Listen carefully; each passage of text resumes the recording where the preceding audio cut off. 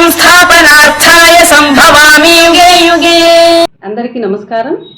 శ్రీ శ్రీ శ్రీ ఆచార్య ప్రబోధానంద యోగీశ్వరుల వారికి, జగద్గురువైన శ్రీకృష్ణ భగవంతునికి నమస్కరించుకుంటూ ఈరోజు త్రైత సిద్ధాంత భగవద్గీతలోని అక్షర పరబ్రహ్మయోగము అనే అధ్యాయములో 18వ శ్లోకం గురించి తెలుసుకుందాం.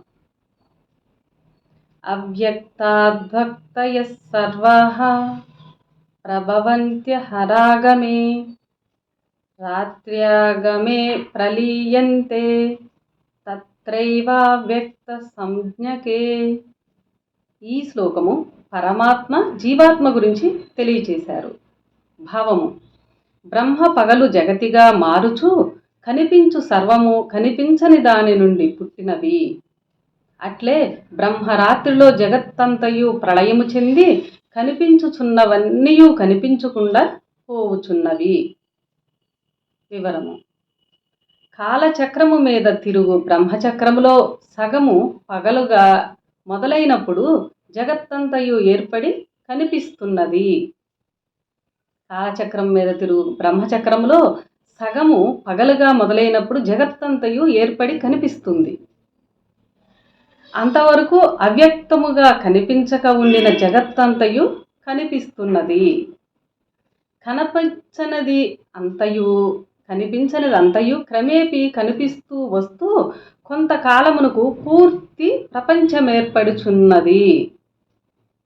అలా ఏర్పడిన ప్రపంచము 1000 యుగముల కాలము జీవుల సంతతితో నిండిపోవును. చస్తూ పుట్టుచున్న జీవుల చరిత్ర 1000 యుగముల గడవగా ప్రళయమేర్పడి ప్రపంచమంతయు చివరకు అదృశ్యమైపోవుచున్నది.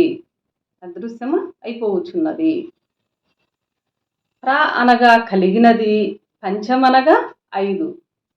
ప్ర అనగా కలిగినది, పంచమనగా 5. పంచభూతములచే ఏర్పడినది కావున జగతిని ప్రపంచమన్నారు. పంచభూతములచే ఏర్పడినది కావున జగతిని ప్రపంచమన్నారు. పుట్టినదంతయు నాశనము కావడమును ప్రళయము అన్నారు.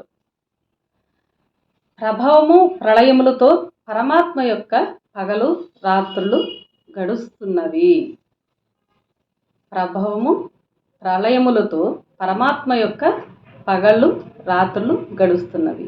ఈ శ్లోకము ఇంతటితో సమాప్తం. అందరికీ నమస్కారం.